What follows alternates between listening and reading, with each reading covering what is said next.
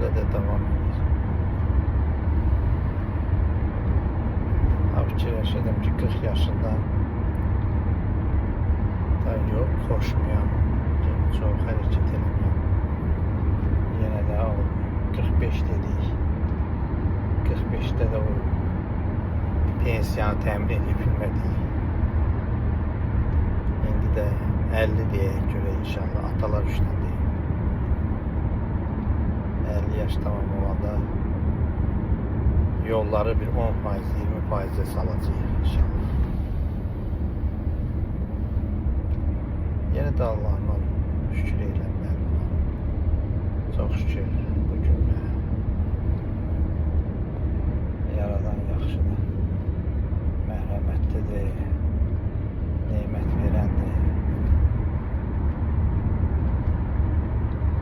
Təbiəti də çox gözəldir.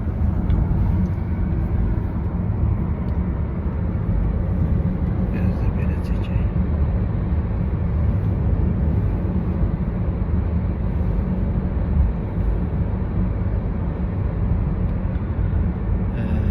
En azından yaxşı yollarla gedəndə, rahat gedəndə o qədər də əziyyət çəkmirsən. Amma elə günlərimiz olur, belə poyezkalarımız olur ki, çox əziyyətli keçibdir. Aslında onsuz da heç də yoxdur, o söhbəti yox. Amma yeri də.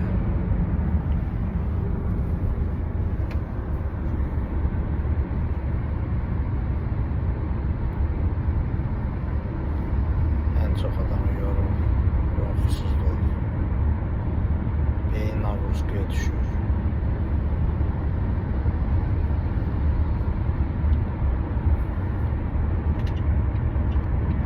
Ama Allah hayatı böyle yaradı.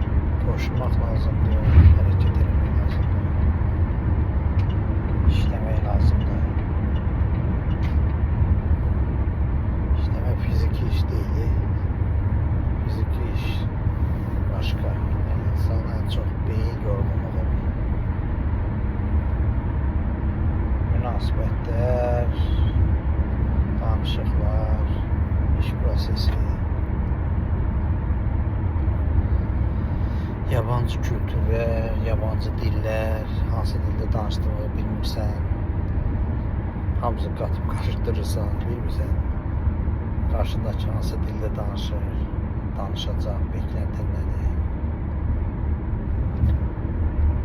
O yüzden beyin bazen qaynayır, qaldıra bilmir. Adam istəyir yatsın, danışıqlarda belə yatmasın. En şirin yuxu birisi zardan tutur adamı taksidə. Heç evdə o rahat yataqda oraya o şəkildə yata bilmirsən. Ama yorğun olursan, çıxıb minəndə ki taksiyə bir də görsən tak getdi.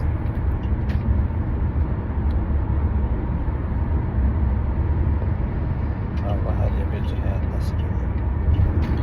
Şükür o məsləhətlə, yazdıqlarına çox məmnunam.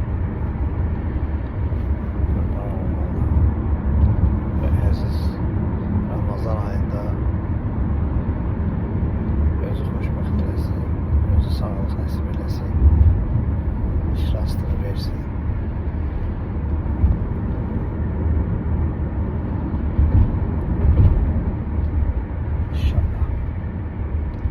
Yüzden de hayat devam ediyor. Bakın dikildi. Her tarafa görürsünüz. Şehir yenilenir, genişlenir. Şey güzel ki evvelceden her şeyi ayarlıyorlar. Tünelin eline bakın. Düzenine bakın.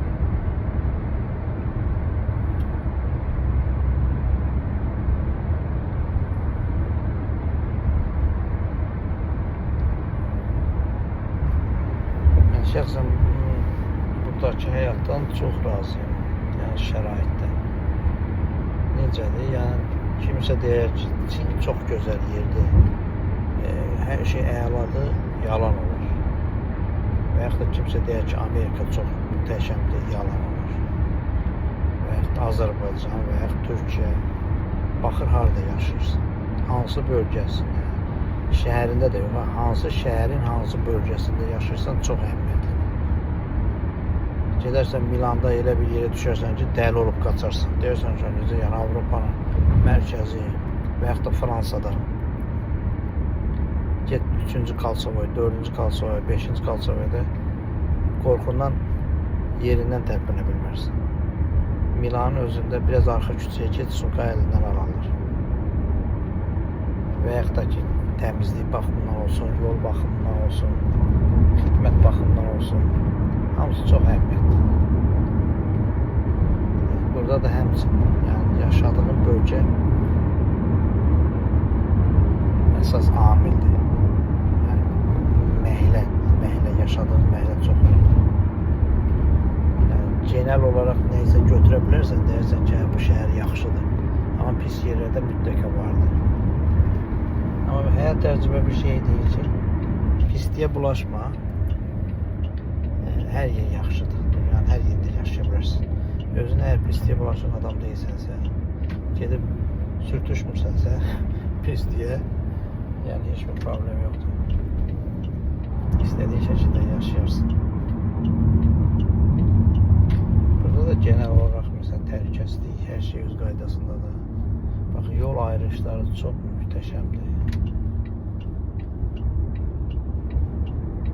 Sonra gözəldir, havası da gözəldir. Park alanları, yürüyüş yerləri,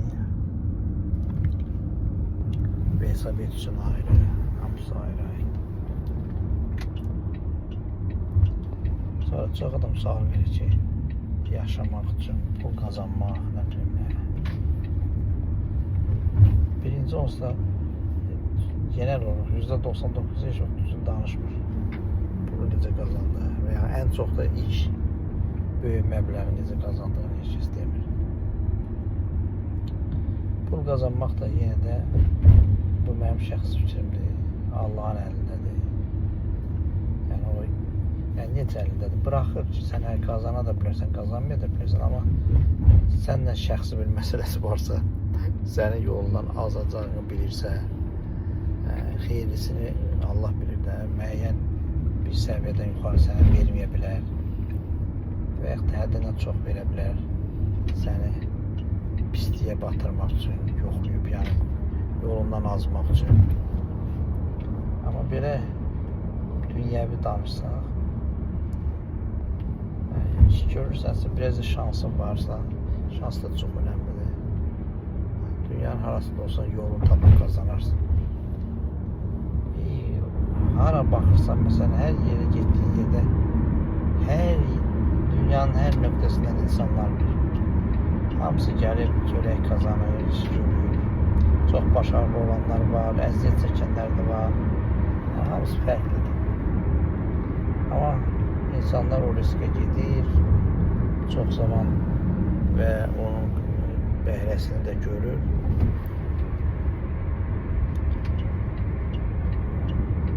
Deməyim odur ki, işləsən, biraz baş işləsən və şansın da mütləq yavər gələrsə, çox işlər görə bilərsən, çox başarılı işlər görə bilərsən. Tutturmaq deyirlər də onu tuttura bilərsən. Amma en azından da yenə də çörəyin qazanmaq problem deyil. Çörəyi qazanırsan, dolanırsan, dünyanın arasında olursa bu mümkün bir şeydir.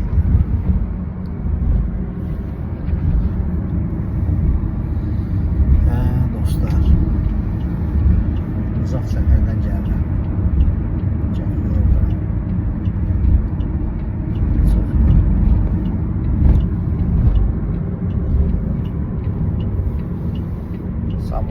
Samurita düş, Qatara bin, Qatardan düş, taksiyə bin.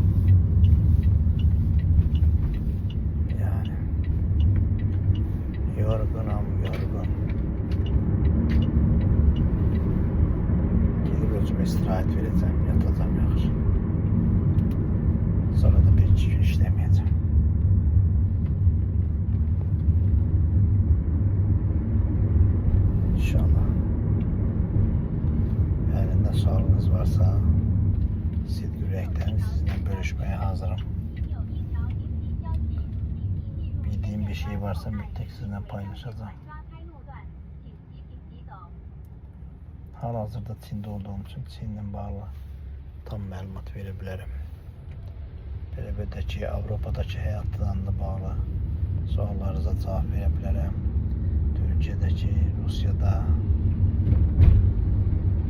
Allah'a şükür, Allah nəsib edib çox ölkələrə getmişəm. Sadəcə belə gedib üzdən baxmamışam da dəfələrlə.